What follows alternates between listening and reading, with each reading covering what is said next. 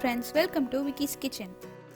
ரொம்பவே ருசியான மடவ மீன் குழம்பு எப்படி செய்யறதுன்னு பார்க்கலாம் வாங்க.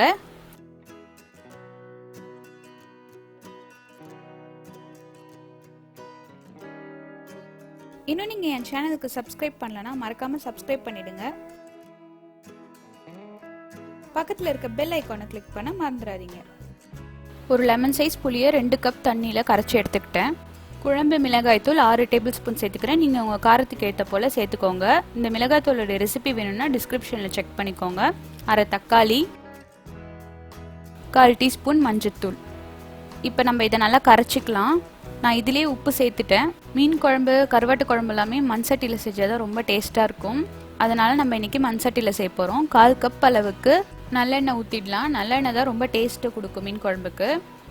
எண்ணெய் காஞ்சதும் 1 டேபிள் ஸ்பூன் வடகம் பொரிஞ்சதும் 25 பல்லு போல் பூண்டு, அதை நல்லா இடித்து வச்சுருக்கேன், அதை சேர்த்துக்கலாம். இப்போ நம்ம பூண்டு பச்சை வாசனை போகிற வரைக்கும் வதக்கிக்கலாம். பூண்டு நல்லா ஒரு கை அளவுக்கு சேருங்க எப்போயுமே மீன் குழம்புல, அப்போ தான் ரொம்ப டேஸ்ட்டாக இருக்கும். கொஞ்சம் கருவேப்பிலை,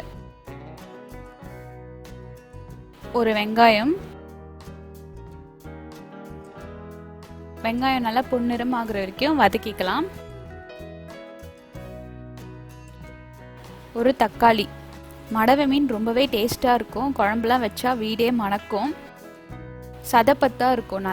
அதை நல்லா வாஷ் பண்ணணும், இல்லைனா சேறு நாற்றம் அடிக்கும்.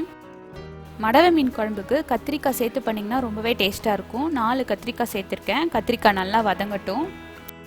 இப்போ காய் நல்லா வதங்கிடுச்சு. நம்ம கரைச்சி வச்ச புளி தண்ணியை இதில் சேர்த்துடலாம். லோ மீடியம் ஃப்ளேமில் வச்சுடுங்க. குழம்பு கொதிக்கட்டும், தூள் வாசனைலாம் போகட்டும். 15லேருந்து 20 நிமிஷம் போல் ஆகும். இப்போ 20 நிமிஷம் ஆயிடுச்சு. மீன் குழம்பு புளிப்பாக இருந்தால் நல்லா இருக்காது. நம்ம புளி தண்ணி ஊற்றுறப்பவே உங்களுக்கு இன்னும் கூடுதலாக குழம்பு தேவைப்பட்டுச்சுன்னா அப்பயே அந்த புளியே இன்னொரு தடவை கரைச்சி தண்ணி சேர்த்துக்கோங்க. நல்லா வாசனையாக இருக்குது. நம்ம இப்போ குழம்புல மீனை போட்டுடலாம். மீன் போட்டு மூடி வச்சுருங்க. 5 நிமிஷம் போல் இருந்தால் போதும். ரொம்ப நேரம் விட்டுட்டிங்கன்னா மீன் குழஞ்சிடும். மண் சட்டியில் வேறு செய்கிறோம். நீங்கள் அடுப்பு ஆஃப் பண்ணதுக்கப்புறமும் ஒரு 2 நிமிஷம் போல் குழம்பு கொதிச்சுட்டு தான் இருக்கும்.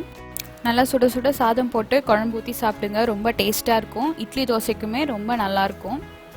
அவ்வளோதான், நம்மளுடைய மீன் குழம்பு ரெடி. இதை கண்டிப்பாக ட்ரை பண்ணி பார்த்துட்டு உங்களுடைய கமெண்ட்ஸ் என்னோட ஷேர் பண்ணுங்கள். மறக்காமல் நம்ம சேனலுக்கு சப்ஸ்கிரைப் பண்ணிவிடுங்க. அன்பாக சமைங்க, அழகாக சர்வ் பண்ணுங்கள். தேங்க்யூ.